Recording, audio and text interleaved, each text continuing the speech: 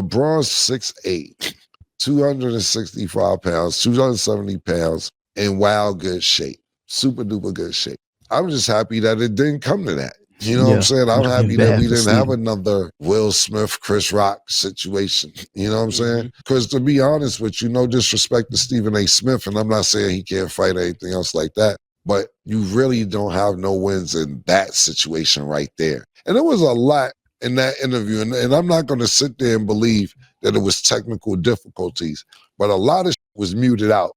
When you watch that Pat McAfee and LeBron interview. It's getting muted like every 3-4 minutes or for about 20, 30 seconds. So to me, a lot of things were left out that they didn't want to be put out. Cameron reacts to Stephen A. Smith versus LeBron James. Check out what he had to say, and then I'll come back with my comments. I said it myself. Once I questioned him as a father, it was going to be a problem. I knew that.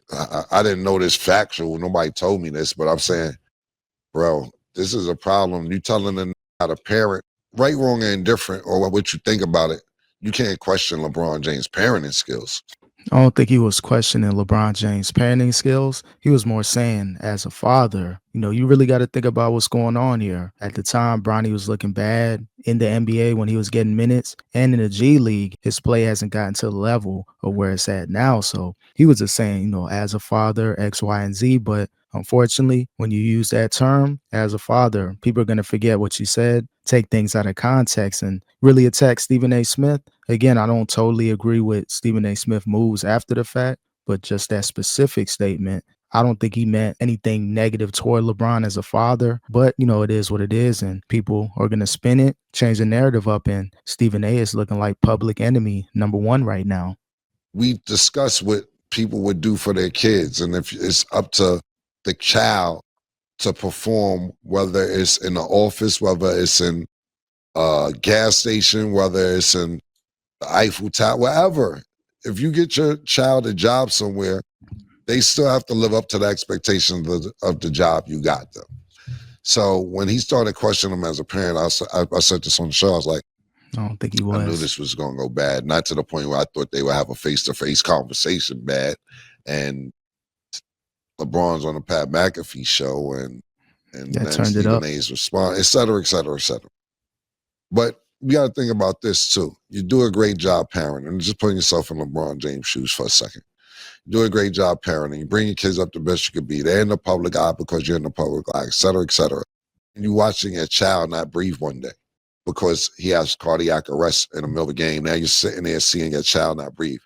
Work his way back to say, okay, cool. He didn't have a good year in college. We try to see you get in the NBA. Gets in the NBA. He's not doing that well.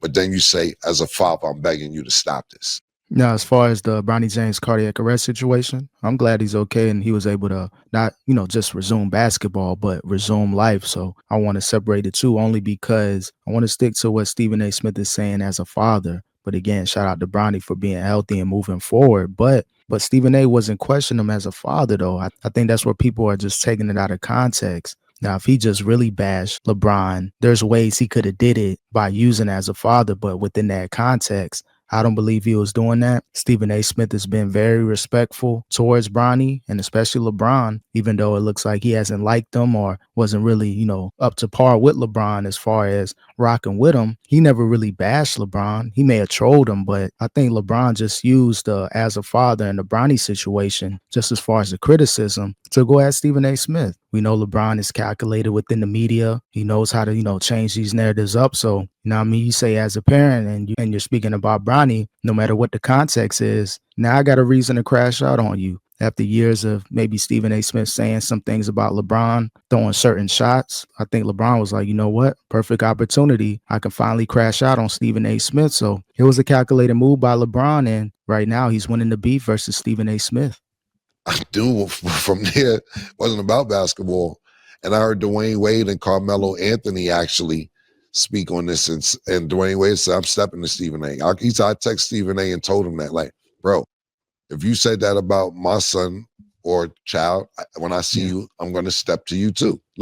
Carmelo said, LeBron kind of did this for all of us. This is what we've been wanting to do for however long, et cetera, et cetera, et cetera. Exactly. Calculated move. So that's that part of it. But now bringing things back up to speed, you could tell about LeBron. I seen that part of the interview. LeBron exact words were said, he's going to be so happy I'm talking about him. He's on a Taylor Swift tour. When he sees this, he's going to be home in his tighty whities. Saying, ooh, look at him talking about me. That's his like verbiage, verbatim.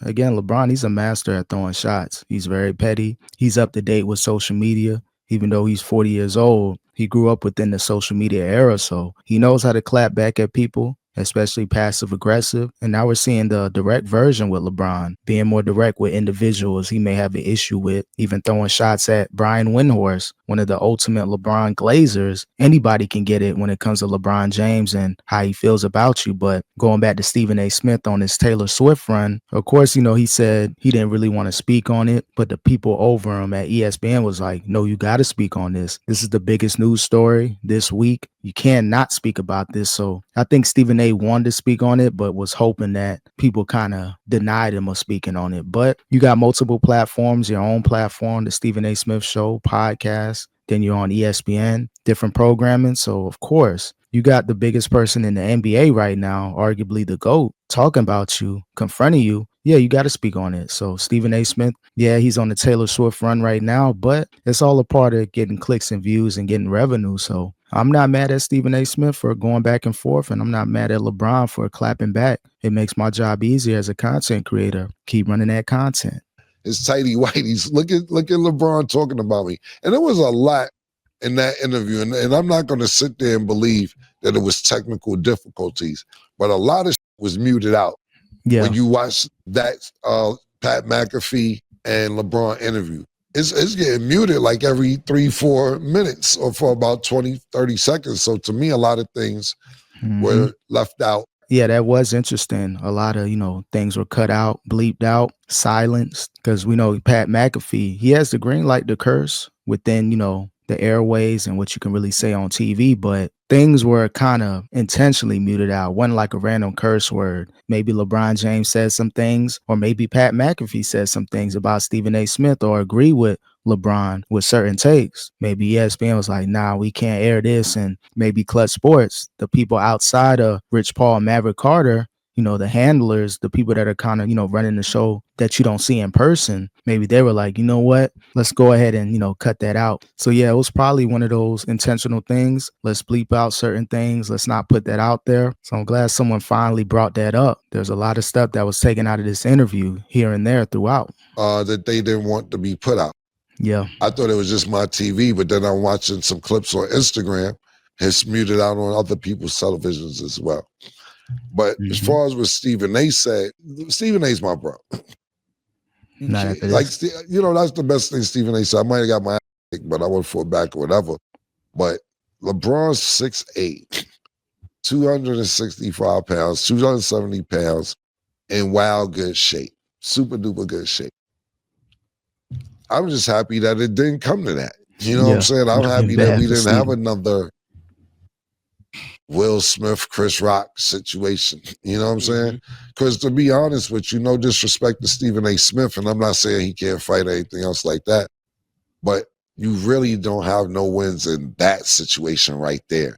Yeah, as far as Stephen saying he would have swung on LeBron if it would have came to that. Yeah, as a man, protect yourself, do what you got to do to make it home safe. But LeBron James wasn't going to fight you. And if he decided to fight you and crash out, I don't think it would have been no push and shove. LeBron, he would have went for it all. If I'm going to lose my sponsorships, if I'm going to be talked down upon, possibly sued, hey, I'm going to make it worse for you. You got to feel the wrath of LeBron James. So by him being twice your weight and twice your height, 3 times your strength, I don't think it would have been time for Stephen A. Smith to swing back. He would have probably just been waking up and been like, what happened? And he's probably somewhere in the hospital. So again, not saying Stephen A. Smith can't fight, but when you're going against these huge athletes, ain't no fighting. You just drop to the ground, call your lawyer, and try to get a bag. That's probably the best thing Stephen A. Smith could have done if we would have turned left with LeBron James. No weapons, no nothing. Yeah, you need 6'8" freight train.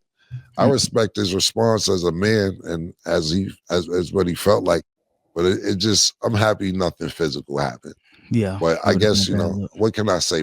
I don't know what to say. Just happy that didn't get to that because.